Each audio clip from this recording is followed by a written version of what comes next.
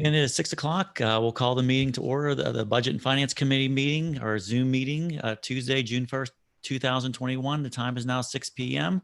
If we all could rise for the Pledge of Allegiance.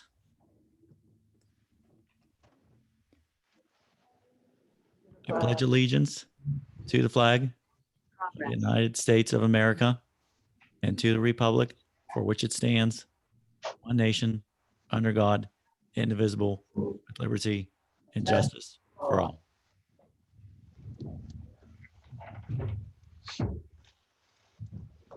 All right.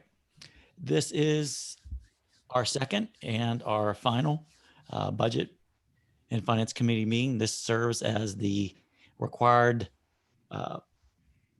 final public hearing on the budget. That's required by the Pennsylvania Department of Education to have. This meeting has been duly advertised as also required by the Pennsylvania Department of Education. Before we jump into the actual brief review of the budget and where we stand, one of the things that we typically do at this meeting, as we're required to do, is our brief review of the district's bond continuing disclosure policies and procedures as they relate to Securities and Exchange Commission compliance for the district's outstanding bonds. Again, very short presentation.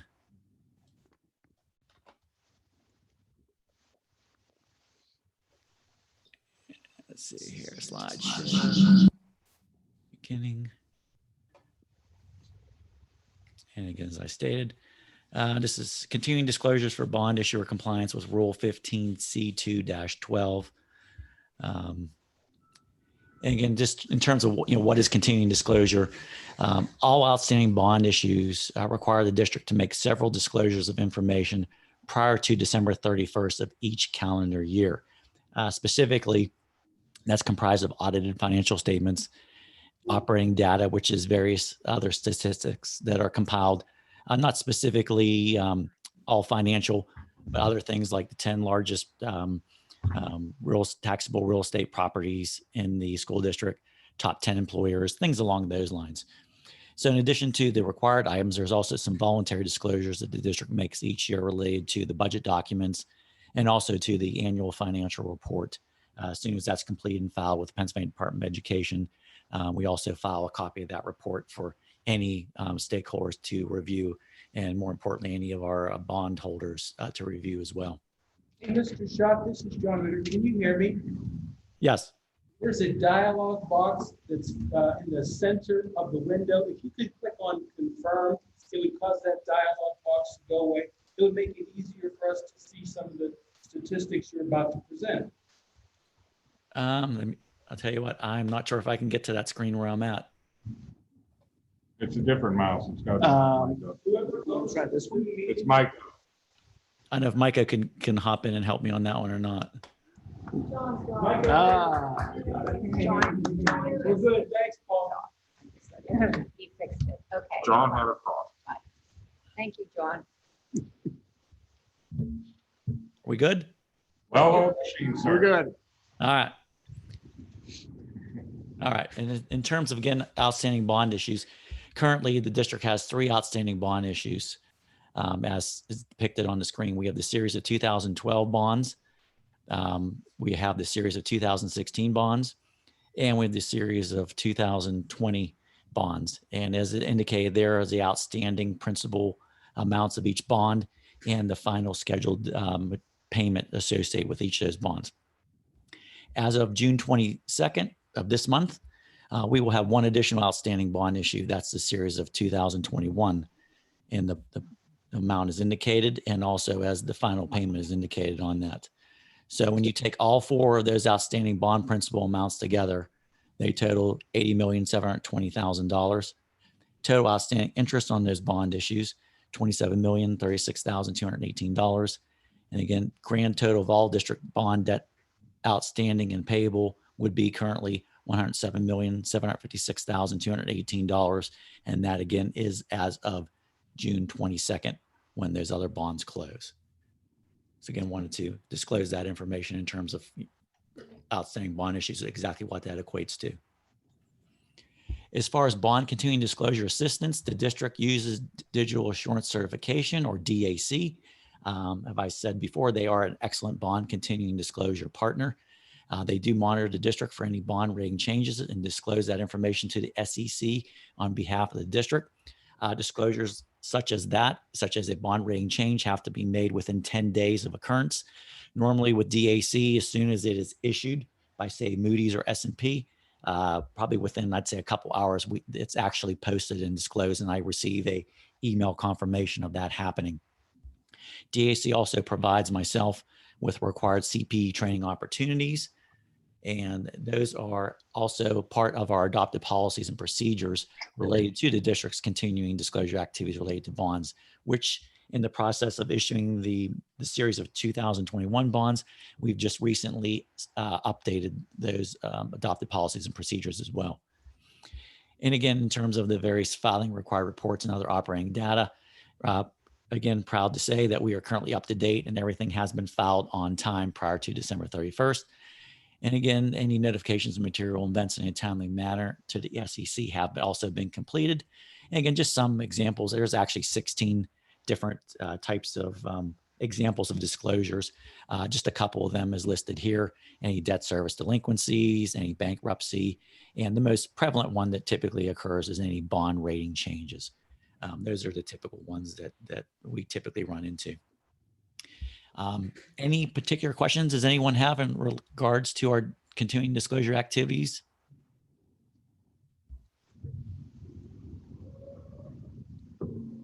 If not, we will move on to our next section, which again is going back to our agenda. We'll take a brief review of the 21-22 fiscal year proposed final summary general fund budget.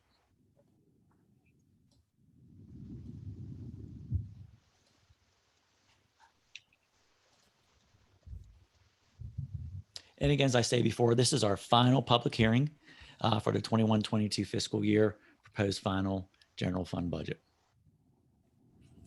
Currently, looking at our total revenues for 21-22, projected proposed final total revenues for the 21-22 fiscal year amount to $87,146,000. That's an increase of $11,286,000, or almost 15% over the current 2021 fiscal year budget total revenues. Please note that the revenues currently do include a real estate tax increase in the total for the 21-22 fiscal year. And also our summary of proposed final total expenditures for 21-22 fiscal year. Projected proposed final total expenditures for 21-22 fiscal year of $87,466,000. That is an increase of $11,606,000, or 15.3% over the 2021 fiscal year budgeted total expenditures. And just, looking at these amounts, this is the highest the district's budget has ever been in the history of district. Most of this being the direct result and the increase from the current year from the federal stimulus funds, notably the ESSER 2 and ESSER 3 funds. So again, just want to point that out to everyone looking at that as depicted there. So our net proposed final budgetary shortfall or deficit for 2021 for 21-22. And again, this is a snapshot as of today. And as we'll see, I believe on the next slide, we've made quite a bit of change when you look back at May 11th when the proposed final budget was adopted and advertised. But when you take the increase in revenues as previously stated and depicted, increase in expenditures, as you can see, the expenditures exceed the revenues by the amount of $320,000. And again, that represents the remaining budget shortfall or deficit for 21-22 fiscal year. Please note that after the utilization of a tax increase and before the utilization of $320,000 in unassigned fund balance required to balance the budget. That's as it stands as of today. That's what would be required to balance this budget off. And again, as I said, when we met at our first meeting back on the 4th, we had a total deficit of $1,678,000. Currently this evening, the deficit, as previously stated, $320,000. So we were able to decrease that deficit by $1,358,000 or 81% from the beginning of May to the beginning of June. Now, as far as, why did that happen? The decrease primarily resulted various updates or increases to local tax revenues based on actual collections, as well as changes or increases in assessed values for current real estate tax revenue. In addition, we had some shift of expenditures from ESSER 3 funds for some of the loss of learning expenditures to offset the new staff positions in the budget. So again, a lot of moving pieces that were happening there, and a lot of big moving pieces that had a dramatic effect on the deficit. Again, as far as the COVID-19 pandemic and some of the issues we're still having, specifically, still an unknown magnitude of decrease in collections associated with some local tax revenues, both current and delinquent taxes. And specifically, what I'm still kind of really taking a look at, and unfortunately today is June 1st, I'm waiting to get May collection reports from our various tax collectors, current earned income taxes, and also current local service taxes. Those are a little bit behind what we had budgeted for.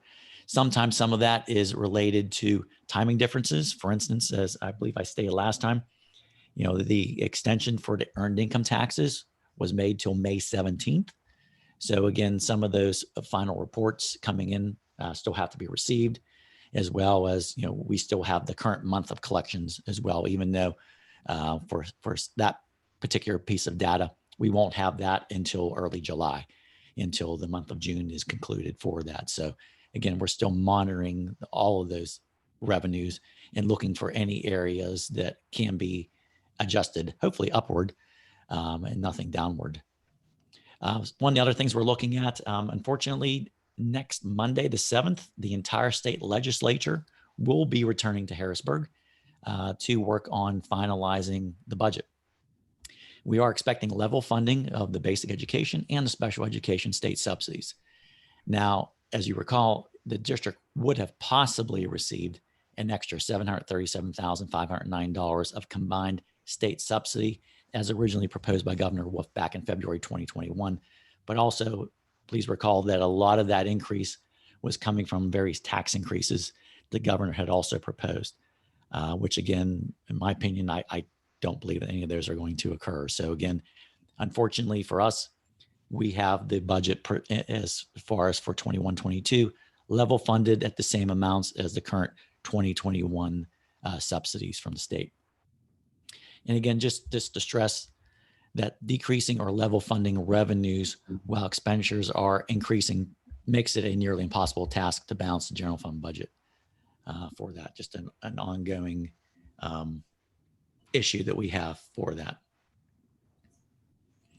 And again, I won't go through all this, but in terms of 3.6% index and then what the equivalent is in mils, that would be 0.7259 mils. The millage rate would go from 20.1655 mils to 20.8914 mils. Currently, district is 13th lowest out of 42 districts in Allegheny County. Now, whether we'll maintain that or not, well, we won't know till probably sometime in July, possibly August, when all the districts report that information to the Allegheny Intermediate Unit and they release that information to the various districts. Then we can see where all the districts stack up and what they specifically did for next year. And again, just comparing the millage rates with the index and in terms of, okay, what does 3.6% yield? Currently, it yields an amount approximately of $1,681,004.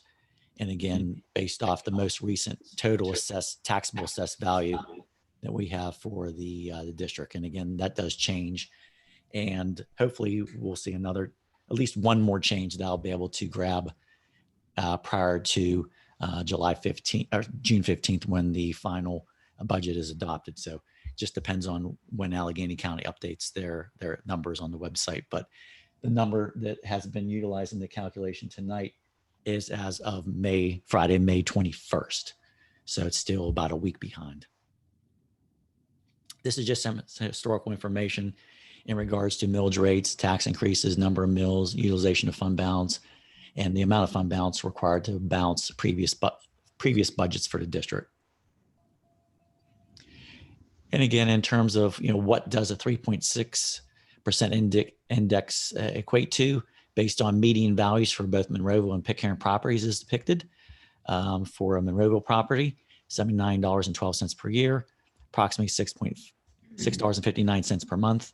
Likewise, for a Pitcairn property is depicted, $25.12 per year and $2.09 per month.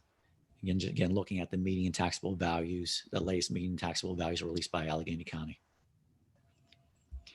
And again, in terms of homestead exclusion, we do have a little bit more information to disclose. The actual amount, $1,459,344.11. We did receive all the detailed files from the Allegheny County. And again, happy to officially report again that this will be the 14th year in a row for the district to receive and to distribute a state gaming revenue distribution. And again, most importantly, that the distribution is revenue neutral in the district's 21-22 fiscal year budget. The district receives the funds.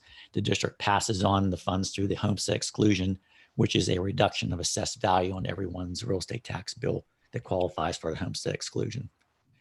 And again, in terms of homestead exclusions, again, only available to Allegheny County determined eligible homestead properties in both Monroeville and Pitcairn for the 21-22 fiscal year. Specifically, they total 7,908 qualified homesteads. And again, breaking them down as they are listed there, each between Monroeville and Pitcairn, that amounts to exclusion amounts of $184.77. Again, composition of projected ending fund balance. Again, as it currently stands, depicted with the three components, projected at $8,479,134.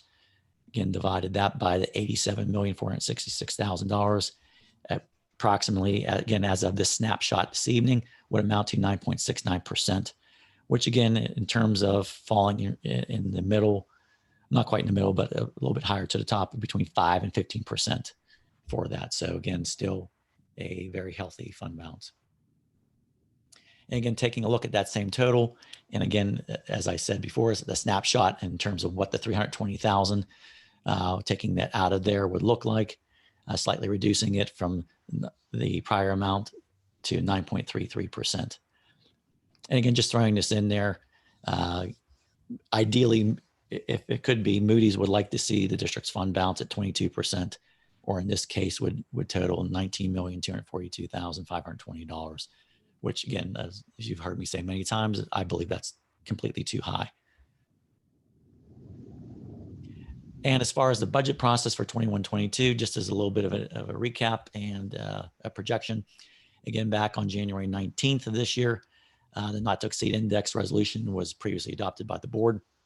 Again, referendum exceptions were not requested and it will not be utilized for the 21-22 fiscal year to further increase the millage rate above the 3.6% index rate, which again is a maximum of 0.7259 mils increase. The proposed final 21-22 general fund budget was adopted by the board on May 11th. The budget is displayed via the 2028 form on the district's website. Very summary and detailed Excel spreadsheets will also be posted on the district's website in PDF files after the adoption of the final 21-22 general fund budget. Again, we've made a lot of different adjustments. We probably will be making some more adjustments in the next 14 days as we get to June 15th for final adoption. And once we have the opportunity, once the required reports are filed with DCD and also the Pennsylvania Department of Education, we'll go through and compile those into our supplemental budget book. And again, post that on the website as a companion document to the 2028 document. Thus, again, the pre-Act 1 budget timeline will continue to be followed by the district through final budget adoption by the board, scheduled to occur on June 15th, 2021. Before I jump off of that, any particular questions before we move on to the next section?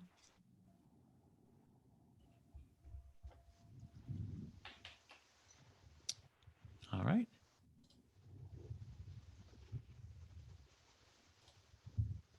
Oops. I can find Trish's.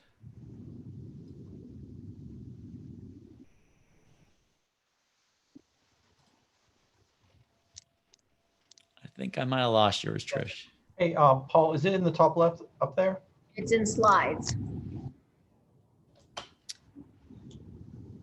Oh, wait, I do see it there. Okay, there we go. I was looking for it on the bottom. It jumped up there on me. And there you go. All right. And with that, we will move on to our staffing section of the meeting. I will turn it over to Trish. And just let me know, Trish. I will just advance them as you're ready. Thank you, Mr. Schott. As we have indicated previously in the past, the biggest part of our budget is staffing. And so therefore, this is the largest part that we will go through. We'll start off on the next slide that basically shows a history of our projected enrollment over the last 8 years. We did have a few years where we saw some fluctuations in our attendance, but we anticipate for this year, based on our current enrollment, that we're not going to see that from last year. We kind of think that it's going to hold steady through this year. And so we're planning our staffing as that. On the next slide, based on the snapshot in time of right now, this is how we project our elementary classes to look for. And as we go in the further slides, we'll show that we have made a commitment to keeping those class sizes down. And so this reflects the additions through that. And we'll go through those detailed in the next slides. In elementary staffing, this year at the beginning of the year, because of the enrollment, we added 2 kindergartens, 1 in Cleveland and 1 at Evergreen. We added an additional 3rd grade at Evergreen and 1 4th grade at Cleveland Stewart. Those were all 1-year positions because we did not anticipate for those last year. We are making a commitment to the class size, and those are now all incorporated in this year's budget as permanent positions. Based on the enrollment, we also will be reducing 1 4th grade at University Park. The next slide shows what we anticipate for the intermediate staffing, currently based on, with the combining of the two schools, Gateway Middle School and Mosside Middle School. And after looking at all the staffing, we are projecting or requesting an additional 0.5 counselor. Currently, Gateway Middle School has 1.5 counselors. This would make 2 full counselors and 4 counselors for the building. So it'll be 1 counselor per grade level. After we've done staffing, we also, based on the combinations of the building, reflect a reduction in physical education and also special education, based on how the movement into the buildings, and you'll see how that goes through for the next one. For secondary staffing, after looking at the request, we're requesting a 0.5 science teacher and also 2 special education teachers. One of those teachers will be from Mosside Middle School, where that has transitioned up to the high school. The second one is going to be funded by Access. So it will not be coming out of our budget, but by Access funding. District staffing, we have a request for a special education cyber facilitator. Again, that will be funded by Access. And we also have added the equity director position into the budget. Ms. Bungard, would you like to expand on what the cyber facility? So currently, we actually do have someone this year in that position since we have more students that are enrolled in cyber. Moving forward into next year, we're predicting about 50 kids in the cyber program. This individual would oversee K-12, roster those special education students, manage their special education paperwork, communicate with family, and directly work with those students on their accommodations, goals, and things like that through the cyber program. We found it to be very beneficial this year, and I do feel that that's an important aspect of the program moving forward. So after we look at our basic staffing, we're projecting about an increase of 6 positions. There are no furloughs, just people moving from different positions or different buildings. So that's how that will roll up through there. The next slide, we'll talk about our ESSER learning loss set aside. Again, based on that, we have a certain amount of money that we have to dedicate to learning loss. So after the request from each of the building, we are proposing that we have 3 instructional support teachers who will reflect all the elementary buildings. Also, out of the ESSER funds, we're going to add an additional 2nd grade for 1 year due to the class sizes on that. Typically, we only have 3, but 2nd grade for them right now is very large, so we're going to fund that through ESSER. Under middle school, we're going to request an ELA instructional support teacher, a math instructional support teacher, an instructional technology coach, and the homeschool visitor social worker for the middle school. And for the high school, we're requesting a math instructional support teacher. Any question on the ESSER funds or how we're going to utilize those? Those are all 1-year positions. We're trying to budget them as 2 years. That's what we're looking at right now. When we looked at things, we tried to let projected out that our funds would go through 2 years. So that's what we've anticipated So with this. utilizing all of these would eat up enough of the ESSER two to, we wouldn't lose anything. Correct. Okay. And if we don't need one next year, we could replace it with something else or go a little bit further. And on the board, they are a one-year position. We need to evaluate how the impact of those positions worked in order to roll those over, or if we need to modify those moving forward. What's an instructional technology coach? Dr. Rossi, you want to just take that? Sure. But we've invested a significant amount of money with technology over the last 2 years, especially last year. So K to 8, this would probably be more K to 8 than just middle school. So it would be there to support teachers as they continue to use technology, incorporate, also help the families as well. We also did technology going away. We may be using it differently next year. Hopefully, we do more face-to-face. So really there to support teachers and families in use. Anything else? And while you're speaking, we'll let you address the next slide, which is our Gateway Cyber Academy virtual options. And we're still monitoring the Cyber Academy enrollment. We're not expecting as many enrollments next year for Gateway Cyber. But that is a fluid situation, as I mentioned in the education meeting. We may get several over the summer as well. So we're looking at taking that over in-house, just like we did this year, and potentially saving some money there. But with that comes some scheduling issues and some staffing issues we may have to use in order to recoup some of that. We think we can have a savings if we take it in-house versus using one. But we may be required to show some expenses in order to save.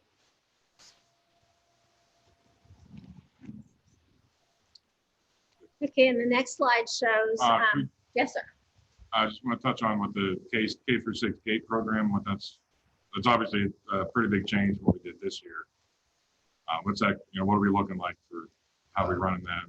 How is it going to change? Of course, we fully anticipate that we will be 100% 5-day in person, no mask, all things going well as they have been doing moving forward. However, there may be some families that still want that opportunity to go cyber. We plan on having an enrollment period that we would advertise. We recognize that a specific teacher may be utilized for all kindergarten and/or first, second, third, fourth grade, depending upon how many families enroll in that program.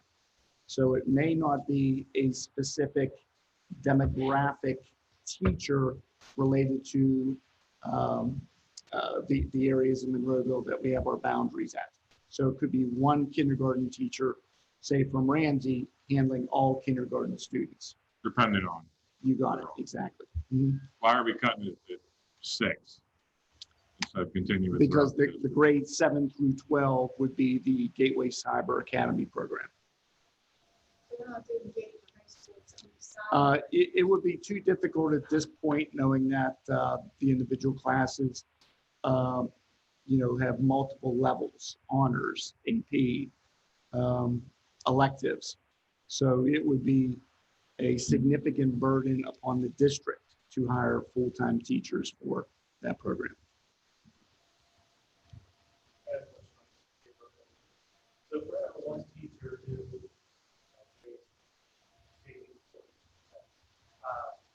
students that are using the GATE program, they be taught the lesson plan and things like Same thing. So the same amount of professional time with Yes, And they'd be able to flow directly back into their kindergarten. absolutely. If they choose, we'd be looking for that 9-week commitment. Right. Stay in for 9 weeks. If they wish to move back in, they would be able to do so. I mean, I get the logistical nightmare of high school scheduling. I don't know how you guys do it. It's But I can just tell you, there's gonna be a lot of disappointed families that 7 through 12 is not gonna have paid. We do have our Cyber Academy, which Is that going to have, simulates, since we're trying to gear that more in-house, correct. is that going to have synchronous and asynchronous, do we think? We would not have a typical high school teacher having a combination of in-person and cyber. We've heard from our staff, it's too difficult. We understand during the pandemic, we were able to do it. However, moving forward, we simply want that teacher to either be in person or that teacher may have one period of online students. I get that, but if we're talking about doing Gateway Cyber more in-house and not through AIU, would that offer us the opportunity to do synchronous and asynchronous as opposed to what Gateway Cyber's been previously? Possibly, yes. Okay. Most of the Gateway Cyber Academy is a combination of synchronous and asynchronous. So I think once everything plays out, we would be able to offer that synchronous and asynchronous. All right. What is your cutoff for the enrollment again, as far as the number that you're? That's what we were examining today. We were hoping by late July, we would be able to cut it off. That way, that would allow another month of scheduling those Okay. individual families. All right. So we would be able to put that information out in a blast to our parents. Now, With are you looking for a certain amount if you don't have that many students that you're going to eliminate the program, or? I'm not sure we could say for sure right now a number. We Right. need at least one teacher, I mean, right now, we would have to have a dedicated teacher, at least K to, or you have to have a teacher, right? We have to design that probably now. Yeah. But I mean, based on the enrollment period, if we do. Let's just say we have 10 students. I mean, it would be difficult to offer that for 10 students. And then we may have to shift them into a Gateway Cyber Academy instead of the GATE program. That's what I was wondering, if you Yes. don't have enough students Exactly. to enroll, would it be a waste of funding? And that's the financial burden that, we don't want to, pass on, to our taxpayers that we're doing this, but there are options. We're hoping that if we do have those families who would like to invest in continuing in the GATE program, we'd be willing to do that based off the numbers. But of course, as we move through June and July, we would be able to share with the board what our enrollment numbers look like. Any other questions? My daughter's going to yell at me now. I'm sorry. The next slide addresses our support staffing of what we are requesting on this. Based on the combination of the buildings this year, we are going to reflect that through attrition, we can capture a 0.5 secretary position. We will still have 3 full-time secretaries at Mosside Middle School. Based on what we have right now, we're going to absorb 1 custodial position based on attrition. So everyone still has positions, and we'll be doing a mass bid on that. The PIMS coordinator child accounting manager position, Mr. Hoffman is retiring this year. And so we're going to take this as an opportunity to make this position one where it's dedicated as far as technology and data, because he kind of did both. So we're requesting, this year we added a temporary part-time position for our technology. We want to turn that into a full-time position. Who will also take over all of the child accounting manager software portions. So anything that has to do with student software, that type of thing will be run by the technology person. All the data driven will be handled by the person who currently does all the data. And that helps us in one way because the data drives PIMS, which drives our funding. And when you have several different people putting in the information, telling people different information, it's more consistent if we have one person who's going to be responsible from enrollments to withdrawals, everything. Our recommendation for staff nurses, well, they will go from part-time to full-time positions. We'll mirror like we did last year with the aides. They currently work 4 days a week. They'll work 5 days a week, full days, and we'll provide them with individual insurance, just like we did the paraprofessionals. And then based at our staffing, we're looking at adding 8 additional paraprofessionals at this time. Again, that's contingent on the basis of the IEPs as we go through those for the summer, but that's what we project right now.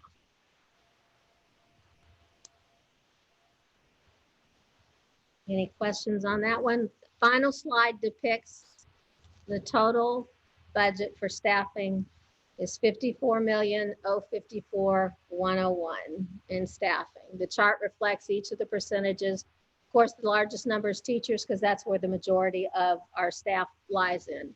73%, administrators are 9%, facilities 8%, our paraprofessional aides and staff nurses, oops, that didn't show up on there, and our secretarial is 2% and school police is 1%.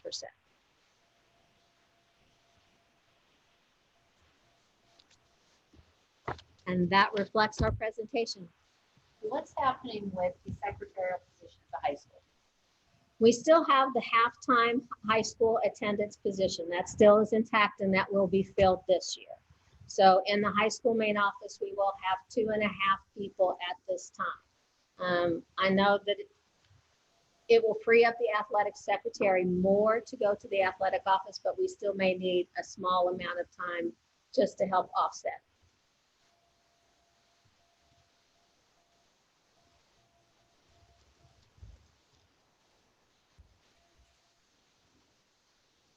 Any other questions?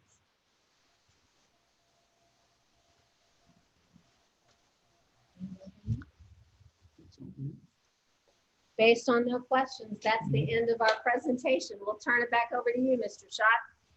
All right, let me see if I can jump out of this. Yep, there we go.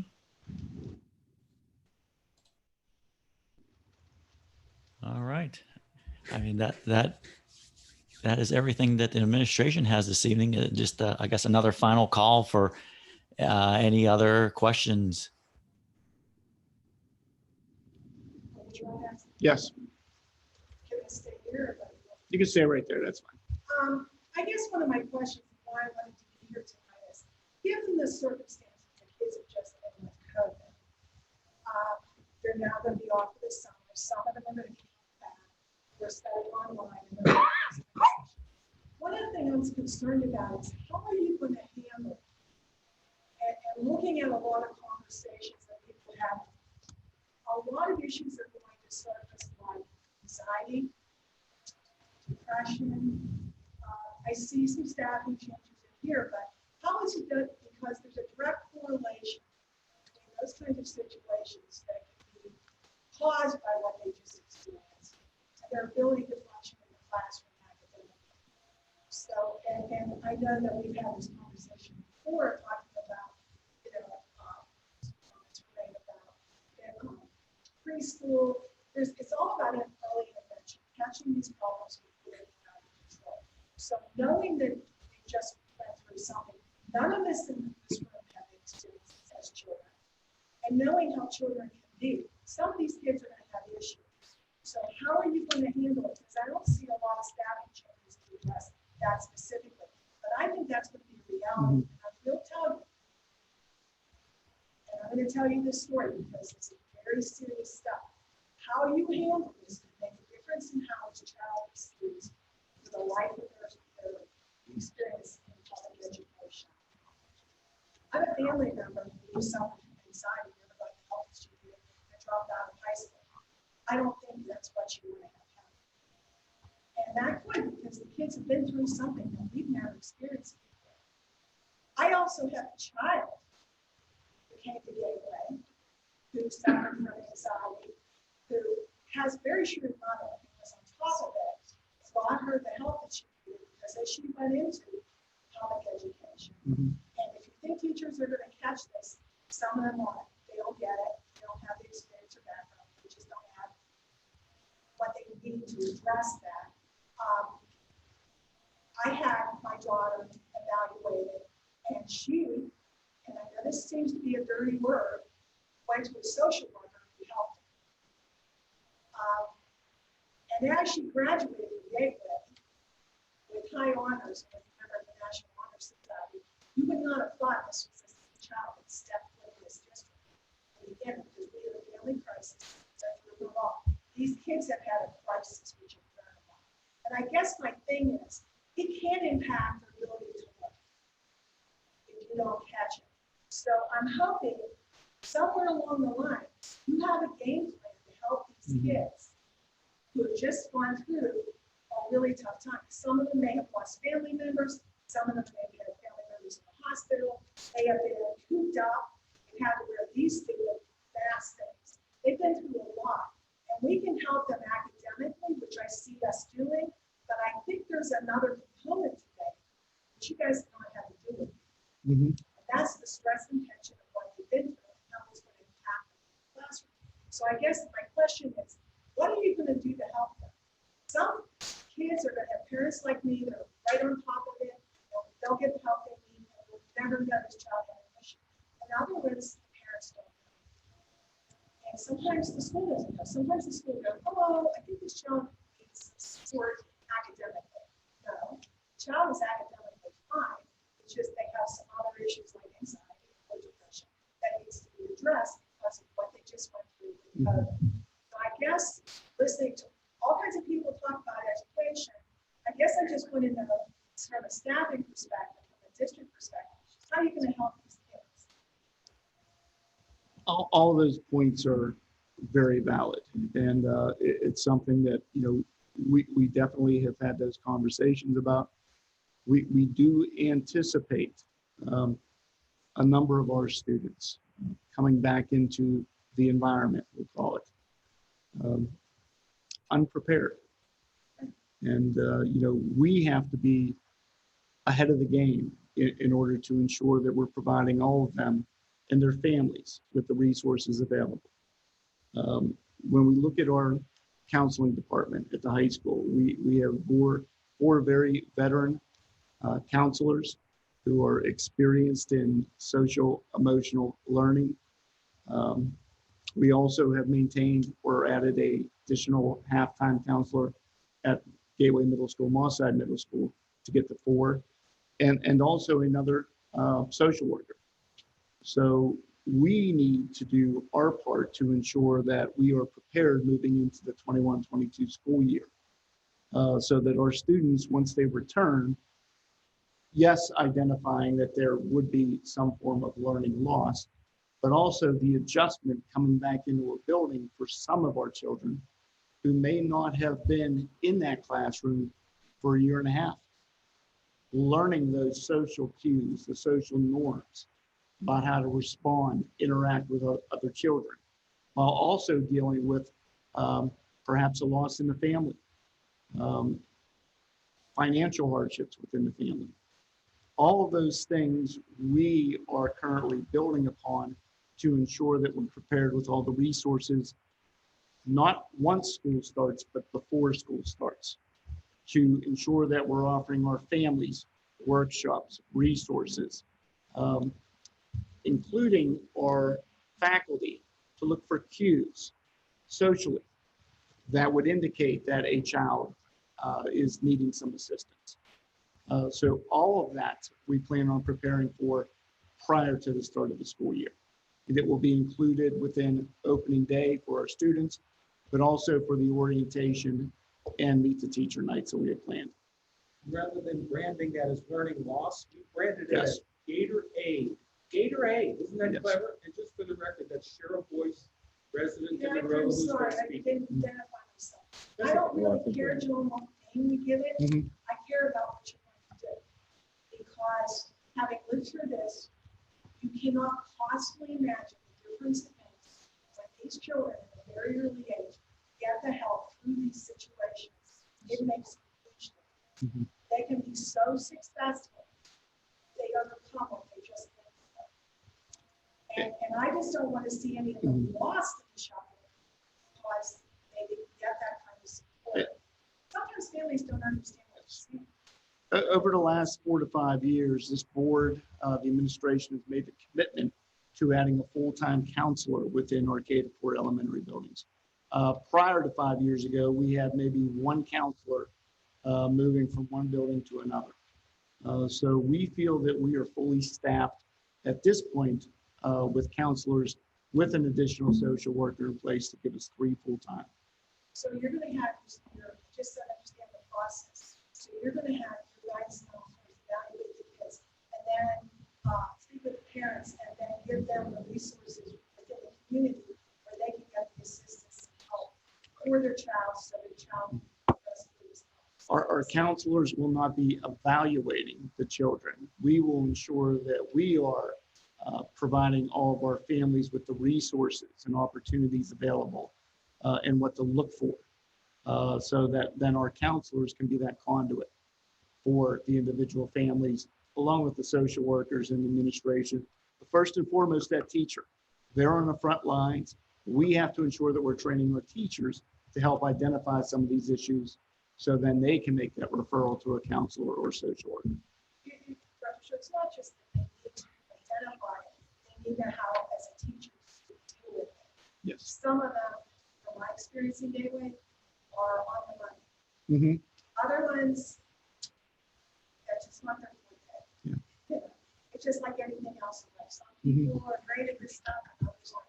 So I just want to make sure under the circumstances, kids are going to be directed in the right place. They need Correct. assistance. Yes. So then one, not labeled, because Yes. it's not their fault, it's Mhm. the whole of us. And two, that they get the support they need so they can continue to succeed. Because they can succeed if they get over this hump. And just, I envision that first week of school being so foreign to a lot of our students coming back, because a year and a half in a child's mind is such a long time. Because And, they're not accustomed to those, what we call social cues and norms that we have in place every year in school. The bell rings, you get up, move on to the next class or next subject area. The bell goes off or the alarm goes off, you get on the bus, go to school. All those things have to be relearned. Dr. Short, so the teachers prior to, and the administrators prior to the opening of school will have some kind of professional training to Correct. address. Yes, What we have summer workshops which are with our administration, that we would provide them with information. But also, we're going to be gearing up those efforts that we just talked about here for the opening days in service for our teachers coming back to school. Just going back to the Gateway Cyber, just thought of a question was, is that gonna, is Gateway Cyber that you're gonna offer every honors class, AP, everything that you would have available at the high school? I know there's been some discrepancy Yeah. between that. Dr. Rossi, do you want to? I would prefer to you on that. Because historically, they haven't. Yeah, they haven't offered those in Gateway Cyber. Right, that, I think that's something we gotta balance here. Is if we're gonna script Gate, I think a lot of the kids that were in Gate moving and wanted to move forward something Gate-like, Mhm. but don't want to sacrifice honors and AP, we're gonna lose them to PA Cyber very, very quickly. And I think because of the way this pandemic was handled and all these kids learning different, techniques and learning environments, I think there's gonna be a decent number of kids that like the idea of remote learning. And we're going to be competing with PA Cyber as we always do. Mhm. But I think this year is going to be a more intense battle. So I'm just a And- little bit. and we do plan on, if you want to call it, having an open enrollment period, that we would be able to see how many families choose and select certain courses online. For the upper grades. The Gateway, She's enrolling now. yeah, in Gateway Cyber, she is, yes. Okay. Mhm.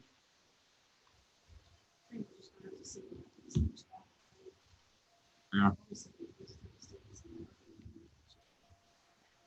we also want to return to normal life. I think there's a percentage of kids that do better. Yeah. Every kid learns differently. I think there's some kids that do very, very well on doing Mhm. cyber, having the mix of asynchronous, synchronous. Some kids We- are way we've better been- in the classroom. Yeah, We have to be able to appeal to all to keep them here. monitoring enrollments for next year.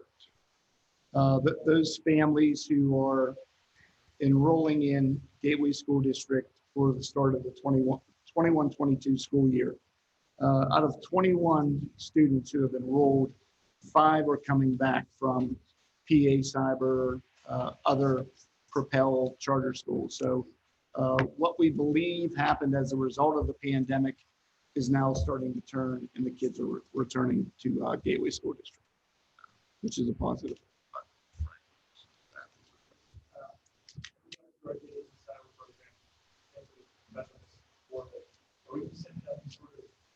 We've already done that We did that. recently. Mhm.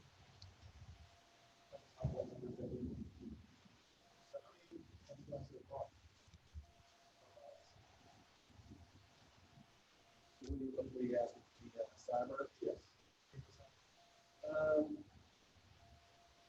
We're thinking it's gonna be around 180 to 200 Gateway Cyber Academy. That's kind of based on historical and bump up we expect. We don't expect it to be this high this year. That's what we're saying with the gate. We did the gate as well. We didn't have a whole lot of, we gave 425, so.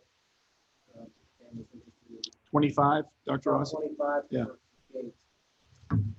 We surveyed all those families who are currently or have been in GATE or cyber programs.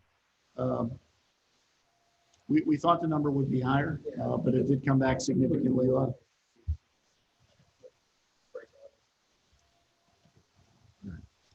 Mr. McIntyre's question. No. Okay. Not one for here.